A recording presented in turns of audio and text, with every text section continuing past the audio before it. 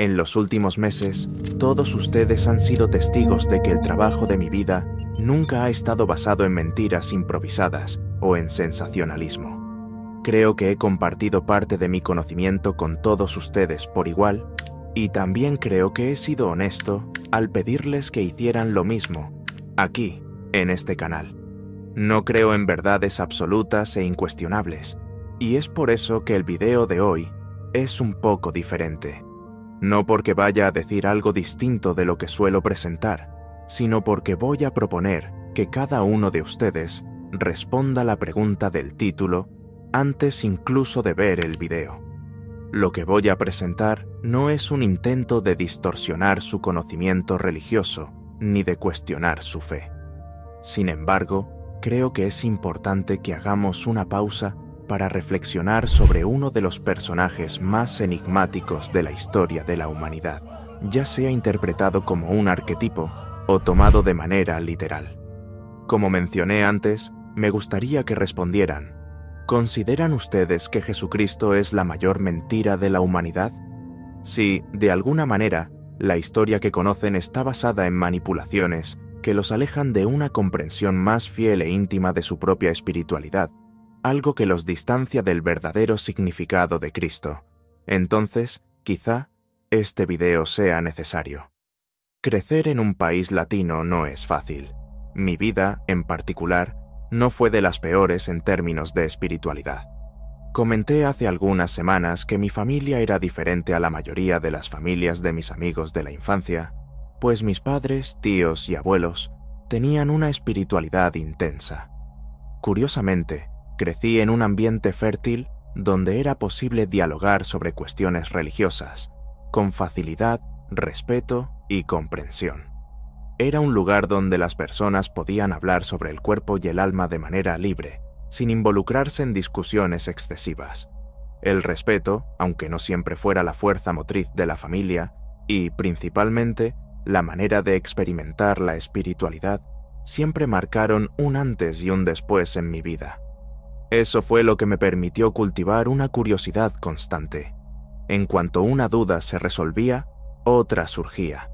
Pero sé que, para la mayoría de las personas en esta región del mundo, ser cristiano es la única opción posible, con casi ninguna objeción sobre lo que debemos ser como seres humanos y espirituales. Creer en la existencia de Jesús es algo inculcado desde el nacimiento, y su negación se vuelve inconcebible en cuanto comenzamos a entender nuestra propia humanidad, incluso si eso nos priva de individualidad. Eso no tiene por qué ser necesariamente un problema, especialmente si, a lo largo de su vida, ustedes perciben que elegir el camino trazado por Jesucristo, a través de una fe inquebrantable, ha sido una decisión propia, preservada con conciencia y convicción. No será un problema si, al final del camino, ustedes se dan cuenta de que la única luz capaz de iluminar sus próximos pasos es Jesucristo. Imagino que algunas personas aquí quizá no se sientan reflejadas en esto. Tal vez, en algún momento, hayan empezado a cuestionarse sobre la existencia de Jesús, y esto porque entienden que la base del Evangelio, así como los valores morales que estructuran la conducta religiosa, está cimentada en la existencia del Mesías, aquel que vino para librar a la humanidad del pecado, castigar a los impíos y, al mismo tiempo, dejar una misión y una lección de humanidad para que los cristianos la preservaran. Pero, ¿será que Jesucristo es solamente eso? ¿Existe moralidad sin Jesucristo? ¿Existen leyes? ¿Existen mandamientos? Y más aún, existe la posibilidad, para personas como ustedes y como yo, que venimos de esta parte del mundo, de ejercer el simple y absoluto derecho de cuestionarnos a nosotros mismos y a nuestras instituciones, de recurrir a la lógica y no necesariamente a la religión, de apelar a nuestro propio juicio para determinar en qué queremos creer y en qué no debemos creer. Entonces, quizá ustedes necesiten hacer un esfuerzo para ver a Jesucristo de otra forma, como otro hombre. Tal vez, por un instante, necesiten verlo como una metáfora, un puente hacia el equilibrio emocional y espiritual de la humanidad. un concepto que se manifiesta en diferentes culturas, pero que generalmente no se aleja mucho de un arquetipo, porque si lo observan desde ese ángulo, también tendrán que enfrentarse a la posibilidad de que Jesucristo haya sido una mentira encubierta, una historia contada, intencionalmente o no, para mantener a la humanidad dentro de los límites de su propia ignorancia. Piensen en la película Matrix, una adaptación del mito de la caverna de Platón, que a su vez se asemeja al concepto del demiurgo en el gnosticismo, algo que ya hemos discutido varias veces aquí. Imaginen, por un instante, que les ofrecieran dos píldoras, una azul y una roja. Una de ellas les daría la libertad de conocer la verdad tal como es en realidad. La otra les concedería la fantasía de aceptar la verdad de la manera en que quisieran que fuera. Muchos aquí se sentirán motivados a seguir un camino virtuoso, ya sea por su conexión religiosa o por los valores morales que han sido preservados desde la infancia. Pero ciertamente, un gran porcentaje de personas preferiría vivir dentro de una fantasía planeada y orquestada para mantenerlas en un estado de éxtasis, sin pánico, sin angustia, sin el dolor del cuestionamiento. Y entonces, yo pregunto, si el ser humano siempre elegirá, o al menos la mayoría de las veces elegirá, la versión más cómoda de la realidad, ¿cuál es la versión de la realidad que acomoda a Jesucristo? Porque, si pensamos en las innumerables guerras libradas en su nombre y en las numerosas ocasiones en que pueblos fueron perseguidos en virtud de un proceso civilizatorio que muchas veces se desvió de la propia literatura sagrada atribuida a sus discípulos, eso, por sí solo, haría de Jesucristo el causante del mal que vino a sanar. Pero ya les he dicho una vez, y probablemente lo diré otras veces durante este video, que no tengo la intención de cuestionar su fe, de señalar con el dedo a Jesús y llamarlo mentiroso, mucho menos de acusar de fraudulentos a los autores bíblicos. No estoy hablando desde un punto de vista teológico ni negacionista. Estoy tratando de hacer una revisión histórica sin borrar la historia. Incluso si Jesucristo es quien la Biblia Sagrada dice que es, ¿cuál fue el impacto social de su existencia? ¿Cuáles son las pruebas históricas sobre él? Y, quizá aún más importante, ¿no sería la cuestión central aquí dejar de cuestionar la validez histórica de un personaje para comprender cómo la sociedad se reorganiza en torno a él? Sabemos que existen varios sitios arqueológicos aún no descubiertos, y nuestra ciencia sigue produciendo nuevas fuentes confiables que prueban períodos históricos y personalidades que vivieron hace miles de años antes que nosotros. Por lo tanto, antes que nada, nuestro enfoque inicial no debería ser cuestionar la existencia de Jesús, sino entender cómo la sociedad se estructuró para difundir su mensaje, y la mayoría de las veces, tergiversarlo completamente.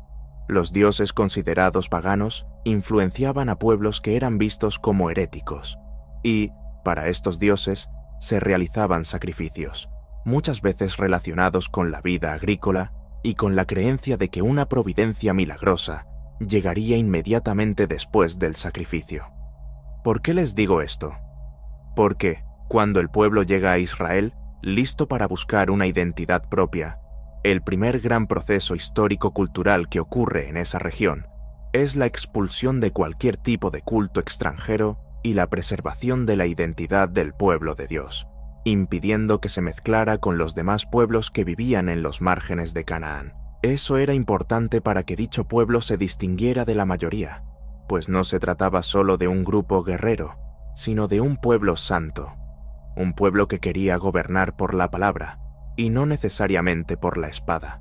Sabemos que uno de los mayores reyes de Israel fue David, reconocido no solo por su capacidad bélica, no es que eso fuera un problema, sino por su valentía, determinación y fidelidad a Dios, quien siempre le concedía aquello que excedía sus propias capacidades. Y, si observamos con atención, veremos que la Biblia nos muestra exactamente eso en varios momentos. Lo que Jesús da habitualmente excede todo entendimiento. Pero, cuando nos volvemos hacia la historia de la humanidad, y no solo hacia aquella vinculada a este momento específico, nos damos cuenta de que, como seres de la modernidad con una vasta herencia histórica, tenemos facilidad para ver que diversas guerras fueron libradas en nombre de Jesucristo. Se erigieron muchos altares en su honor, se promovieron persecuciones, se justificaron muertes con brutalidad. Aunque no podamos atribuir todo eso directamente a Jesucristo, ciertamente podemos atribuir estas acciones a aquellos que creían en Él y convencieron a otras personas de que habían sido elegidos por el propio Cristo para difundir su mensaje. Con esta creencia de que Cristo podía elegir a hombres, se dio continuidad a su obra, que, aunque fue sagrada durante los pocos años de su vida, fue completamente distorsionada por los intereses de los hombres. Esta es, por lo tanto, nuestra primera gran revelación.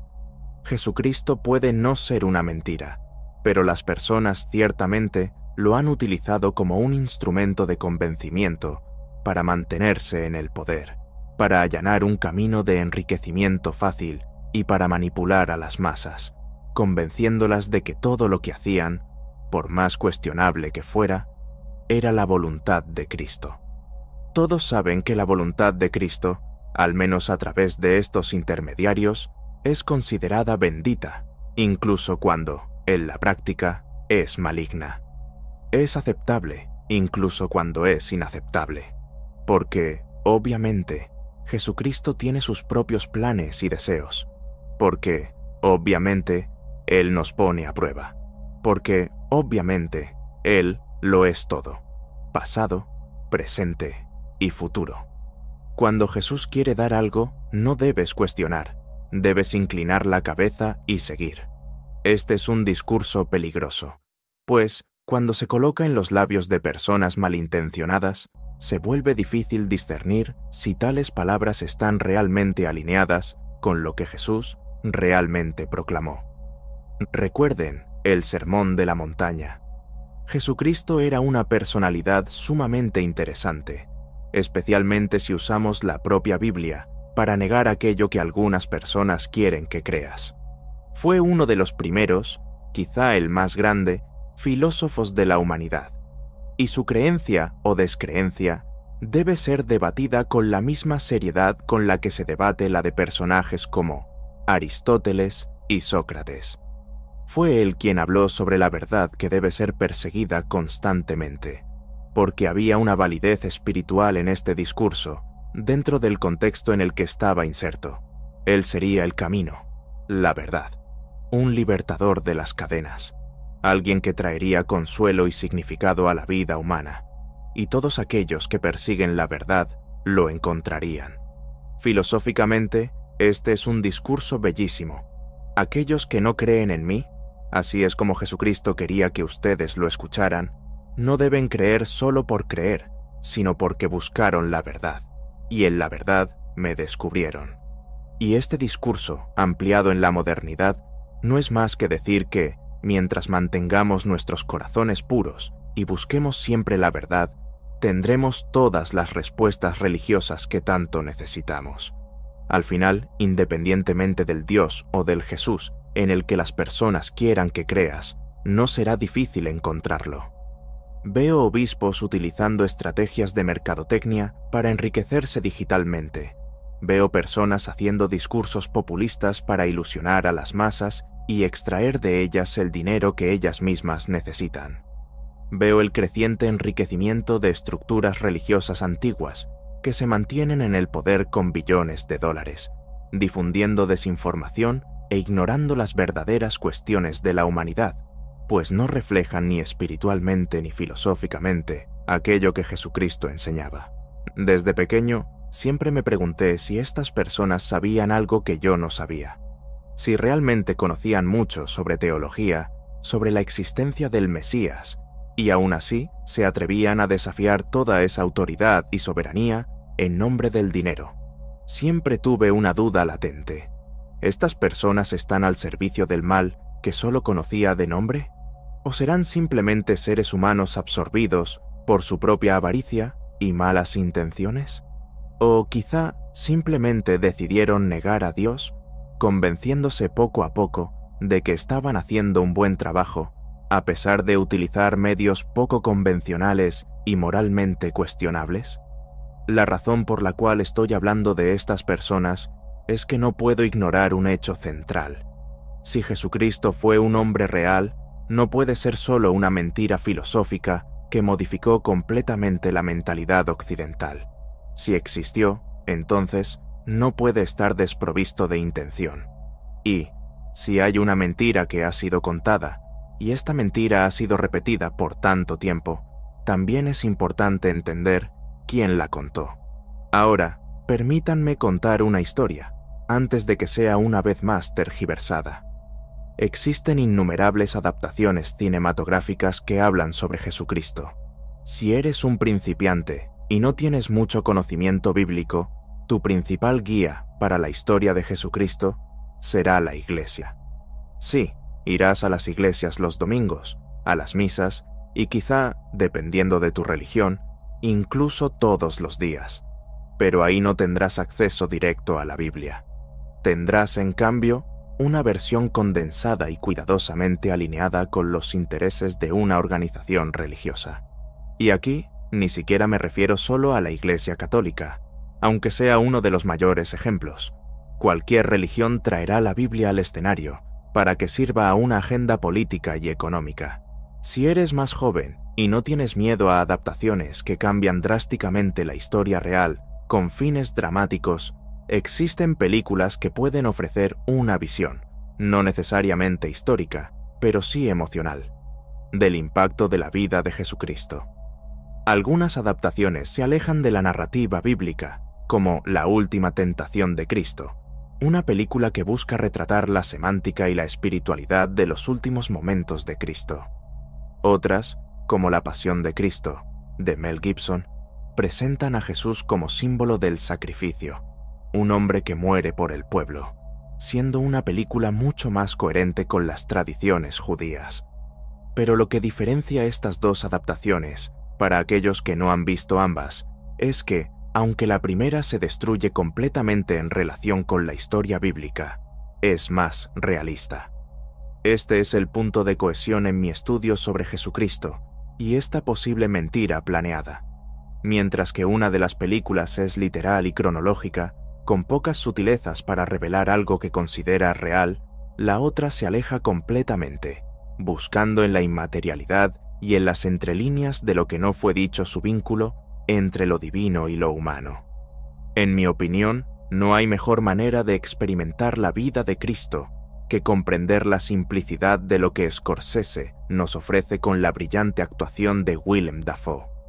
Y, cuando vemos a Jesucristo como hombre, tenemos exactamente la respuesta a nuestra primera pregunta. Espero que hayan reflexionado sobre esto, porque, nuevamente, volveremos a la filosofía en algún momento. Pero, independientemente de su existencia histórica, Jesucristo deja un legado importante sobre el conocimiento de la realidad espiritual y sobre la expectativa que el hombre tiene de sí mismo. El discurso sobre la valorización del sacrificio está profundamente conectado con la idea de la dignificación del hombre a través del trabajo y también arraigado en los cimientos de las relaciones patriarcales, que tuvieron su inicio en Génesis y fueron perpetuadas a lo largo de la historia. El Jesucristo de esta película es completamente humano y teme la misión que le fue encomendada. Sus visiones divinas no son nada parecidas a las aspiraciones fantasiosas que, probablemente, Walt Disney fabricaría. Aquí, sus visiones lo dejan en sufrimiento, condenado por aquellos que lo conocen desde la infancia. En esta película, toda una vida de devoción y la conciencia de su misión lo hacen temeroso, y la duda se instala completamente en su corazón a medida que camina con sus discípulos casi por casualidad. Su discurso es intencional, pero mesurado, porque este Jesús es un hombre que pone a prueba los límites de la humanidad y al mismo tiempo revela la humanidad desafiante de cada uno de nosotros. Cuando enfrentamos desafíos en la vida y necesitamos seguir adelante, algo con lo que muchos pueden identificarse, aprendemos con Jesucristo que el camino de la vida no está hecho de retrocesos.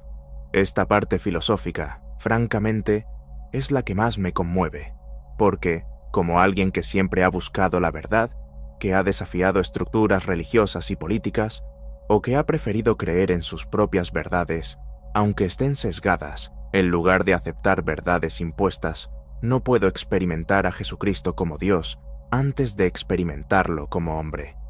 Si todos nosotros somos alma y espíritu, si trascendemos nuestras propias aspiraciones, ¿por qué deberíamos ser solo carne cuando somos mucho más que eso? De esta manera, Jesucristo hace el camino opuesto, desafía la materia, parece ceder al mundo espiritual y luego regresa al mundo físico para revelar que la materia no es más que efímera y pasajera. Nos recuerda que murió por nuestros pecados, pero también que vivir una vida sin pecado trae como consecuencia una existencia que nunca cesa. Si llevamos esta discusión a un enfoque más onírico y experimental, debo decir que, si Jesucristo es una mentira elaborada, y no necesariamente una manipulación arquitectada por personas geográficamente localizables, entonces Jesucristo es un fenómeno social o natural. Este es otro camino que suelo recorrer cuando hablo sobre él. Muchas personas se interesan por una espiritualidad evolucionada y por la autorregulación, porque entienden que necesitan cambiar constantemente, a veces por aburrimiento, por conveniencia, o porque sienten dentro de sí un llamado. ¿Quién soy yo para juzgar de dónde viene esa voz? Muchos dirán que es la voz divina, que es una voz universal, pero todos tendrán en común el deseo de cambio. No estoy aquí para desafiar antiguas convenciones e imponer nuevas convicciones. Creo que cada uno de ustedes es capaz de tomar una decisión consciente sobre la realidad en la que han decidido creer. Pero, independientemente de lo que elijan, es prácticamente innegable que la creencia en Cristo, ya sea como figura histórica o como arquetipo, tiene un impacto significativo en la humanidad. Si Jesucristo fue, de hecho, un fenómeno natural, ¿qué dice eso sobre nosotros? En primer lugar, esto indicaría que siempre seremos lo que somos, y que la necesidad de un Mesías siempre emergerá dentro de las sociedades humanas. Carl Jung diría que el arquetipo de Dios está presente en la psique colectiva desde tiempos inmemoriales, desde cuando nuestra propia existencia ni siquiera podía ser concebida, desde cuando el imaginario colectivo comenzó a converger. Jesús actuaría como una especie de censura para la psique, una fuerza que todo lo detiene y todo lo desea. De cierto modo, nos revela que las aspiraciones naturales del hombre son con frecuencia malignas y solo ocasionalmente benéficas. Demuestra que nuestros deseos no están necesariamente alineados con la generosidad o la compasión, sino con nuestra propia voluntad, y que la generosidad muchas veces solo surge cuando nos es exigida, ya sea por un código moral, una estructura gubernamental o una norma religiosa. Ese Mesías natural no surgiría para castigarnos, sino para revelarnos que nuestros deseos pueden ser objeto de crítica y de consecuencias. Nos recuerda que nuestra propia existencia puede, en algunos momentos, entrar en conflicto con los intereses de la colectividad, y que, cuando eso sucede, no solo somos inmorales, estamos atentando activamente contra el orden humano. Esa censura, aunque muchas veces vista de forma peyorativa, parece operar como un mecanismo natural dentro de las sociedades, o incluso dentro de la propia naturaleza, para ejercer un papel regulador.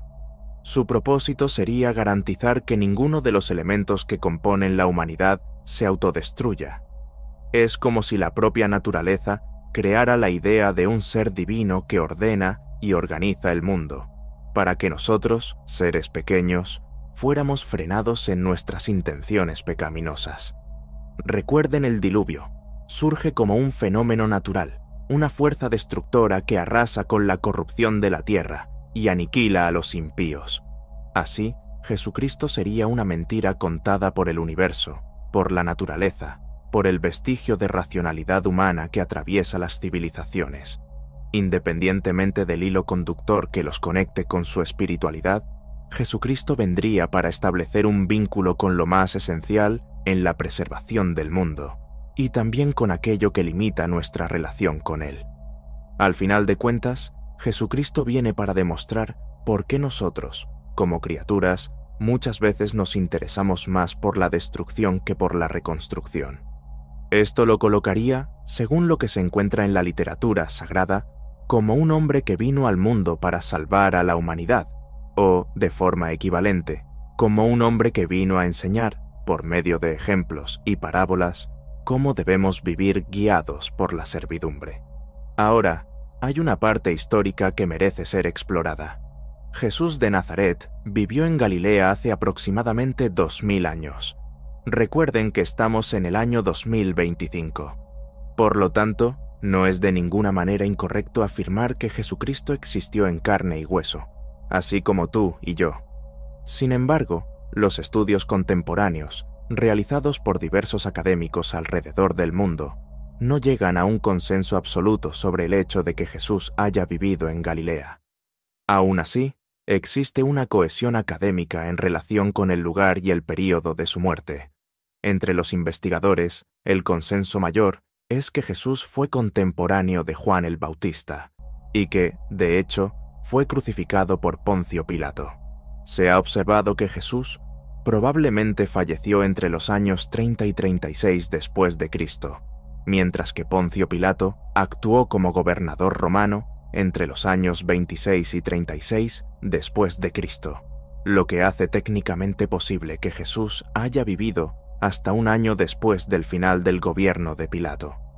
En el canal, incluso, hay videos en los que abordo teorías bastante especulativas sobre el origen de Jesucristo y sobre ciertos períodos oscuros de la historia bíblica que lo colocaban en una trayectoria de colisión con diferentes interpretaciones culturales, como la hipótesis de una juventud en el continente asiático. Sin embargo, históricamente hablando, Jesús no salió de Galilea y Judea, ni se convirtió en predicador en otro territorio más allá de aquellos tradicionalmente atribuidos a él. La llegada de Jesucristo está narrada de forma cronológica en diversos libros, específicamente en los evangelios que se dedican a su vida.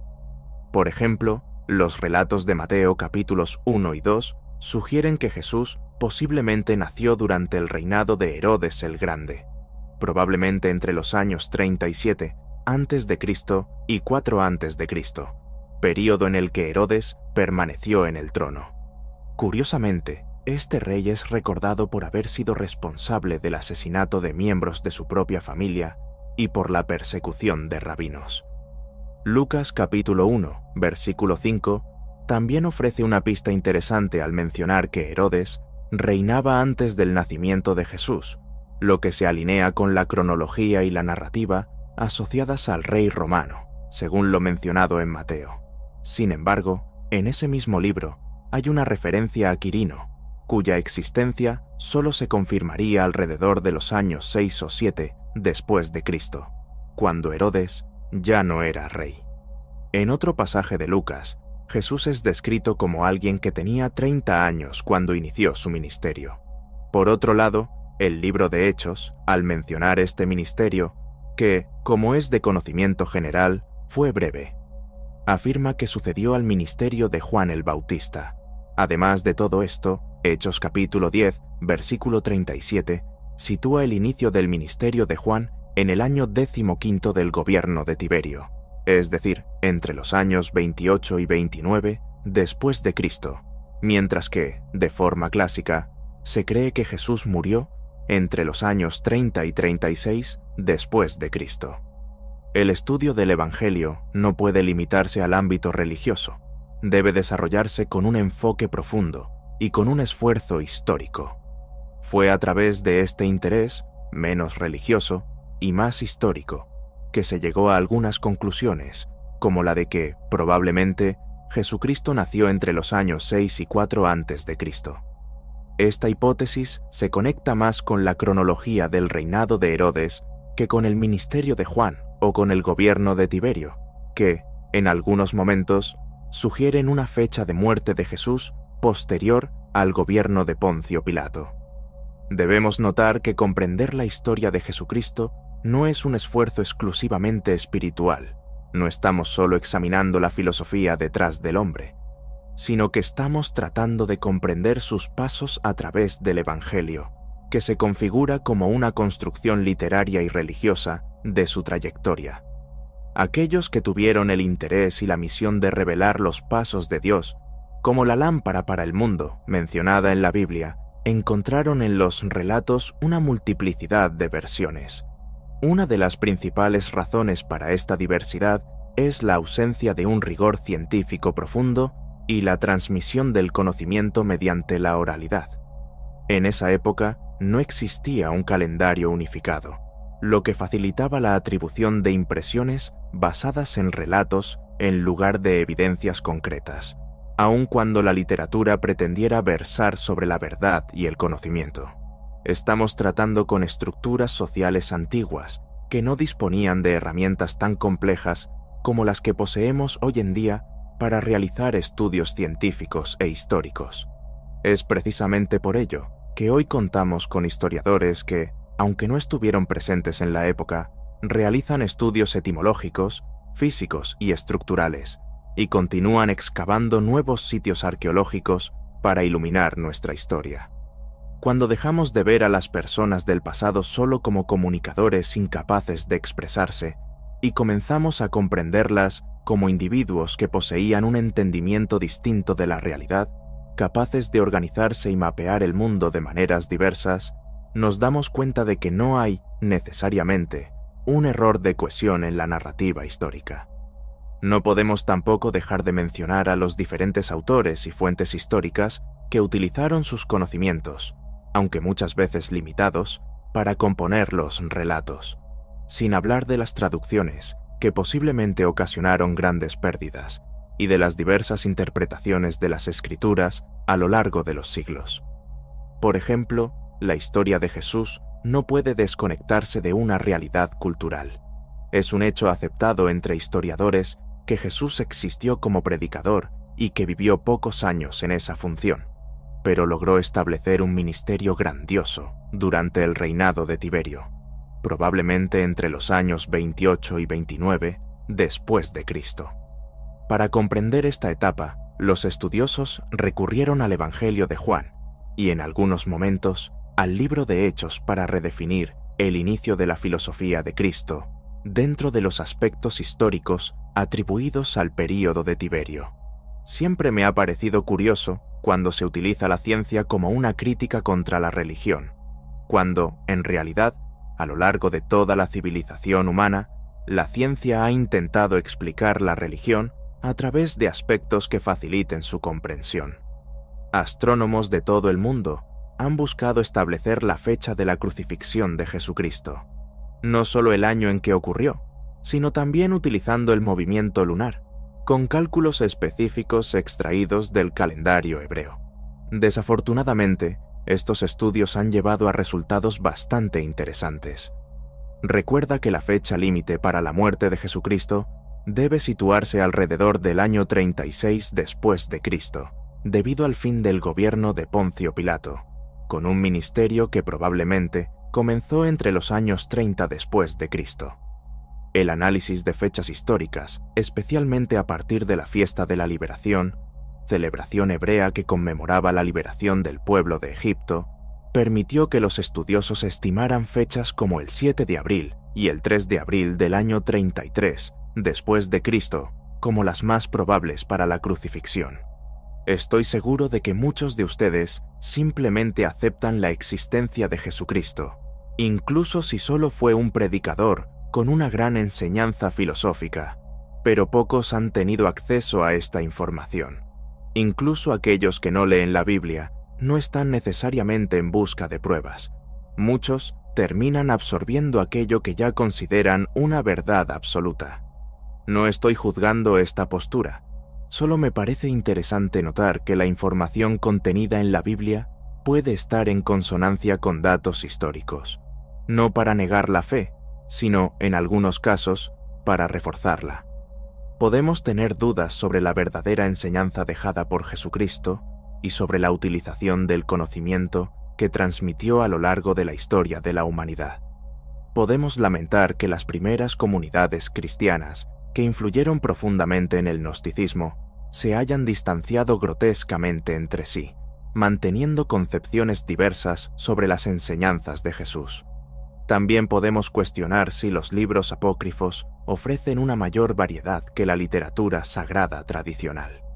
Recurrir al Evangelio de Tomás o a textos apócrifos atribuidos a Salomón puede ser una forma de intentar comprender si hay partes de la historia que no estamos contando y que han sido ocultadas por intereses muchas veces oscuros. Es normal tener dudas sobre si Jesucristo es una mentira bien elaborada, pero no podemos negar el hecho histórico de que existen 4 evangelios canónicos, los cuales se convirtieron en la principal fuente biográfica de la existencia de un Mesías. La idea de que, a través del Nuevo Testamento, un Dios gentil se postra ante la humanidad, renovando el vínculo entre Dios y el hombre mediante el envío de su Hijo para morir por los pecados de esa misma humanidad, ya forma la base de nuestro conocimiento. Muchos de ustedes pueden ver el desenlace de esta historia, la percepción de que la observación de Cristo y las enseñanzas que dejó fueron una vez más tergiversadas por la humanidad, la misma por la cual Él murió. Esto demuestra, quizá, que la gran enseñanza de Cristo es la idea de que el hombre siempre sucumbe ante sus propias dudas y pecados. Sin embargo, no quiero afirmar que los textos apócrifos sean más realistas, a pesar de presentar una visión de Jesucristo mucho más filosófica y esotérica que los textos canónicos.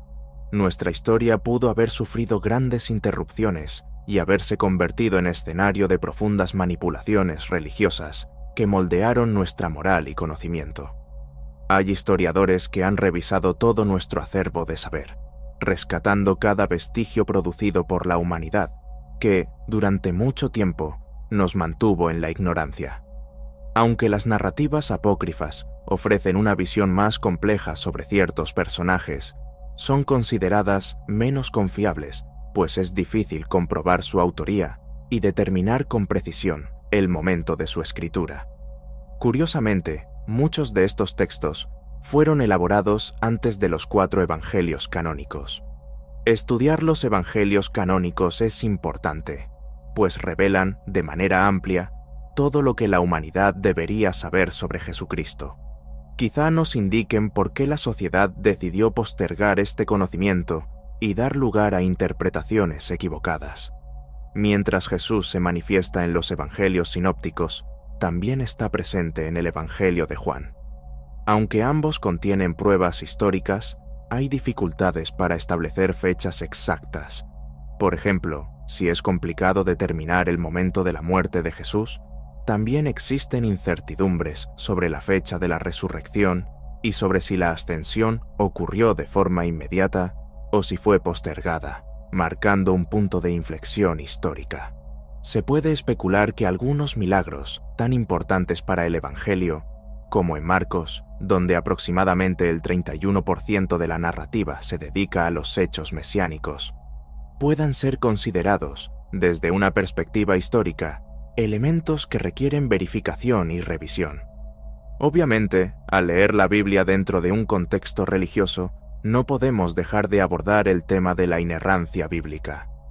Créanlo o no, de eso quería hablar desde el inicio. No me interesa únicamente saber si Jesucristo es una mentira fabricada. Ustedes pueden reconocer al hombre y su carne, pero ¿serán capaces de reconocer la religión y el espíritu? Esta es una respuesta que excede mi límite como comunicador. No utilizaré aquí falsas verdades, ni verdades absolutas. Todo lo que tengo son verdades maleables, que se transforman constantemente.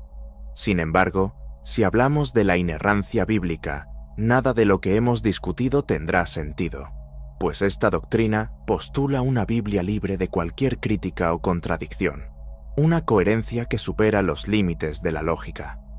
La Biblia, en este contexto, operaría en un entorno exento de errores, sobre todo en temas históricos que trascienden los límites de la fe. Esto tiene sentido, pues si imaginamos a Jesucristo realizando milagros en aquella época, no estamos hablando de la superación de lo sobrenatural. Al fin y al cabo, la propia historia cronológica nos enseña sobre la divinidad y el poder sobrenatural.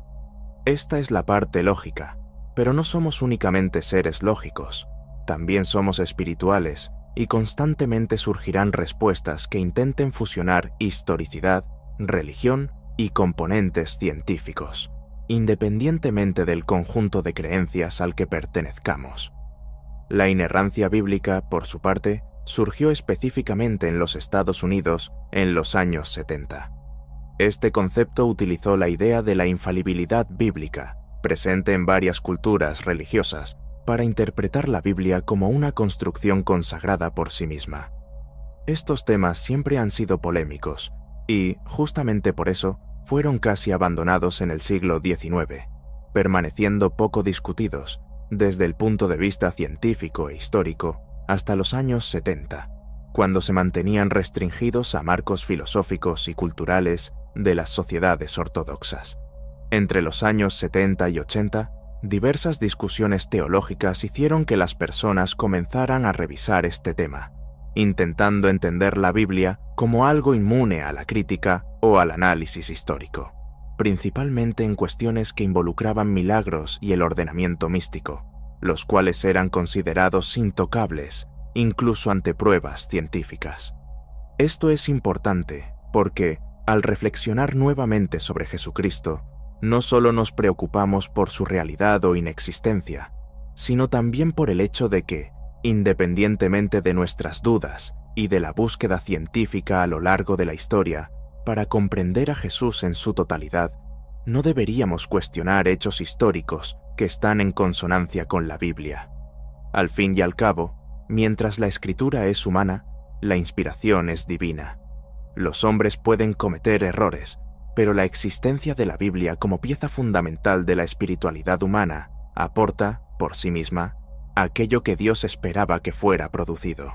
Esta postura termina influyendo en comunidades más conservadoras.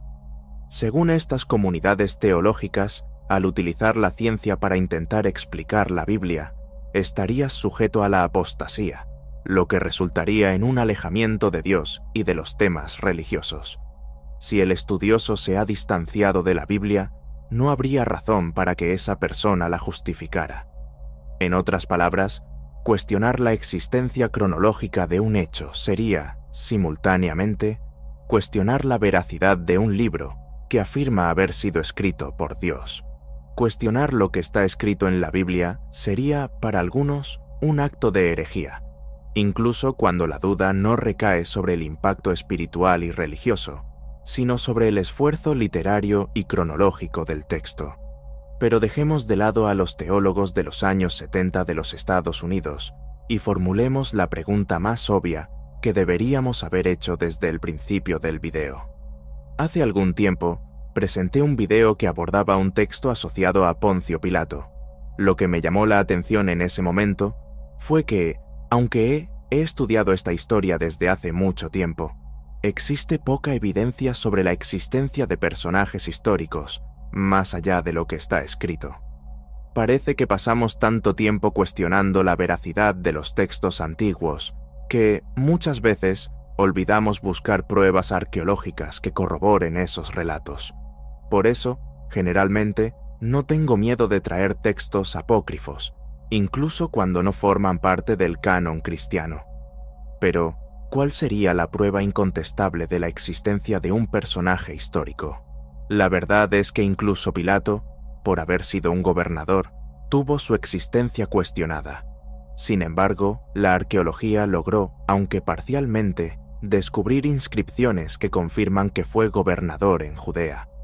Además, un anillo encontrado en Cesarea Marítima, fechado en el mismo período, lleva la inscripción Poncio Pilato, prefecto de Judea, lo que refuerza la presencia y autoridad del gobernador romano en la época de Cristo.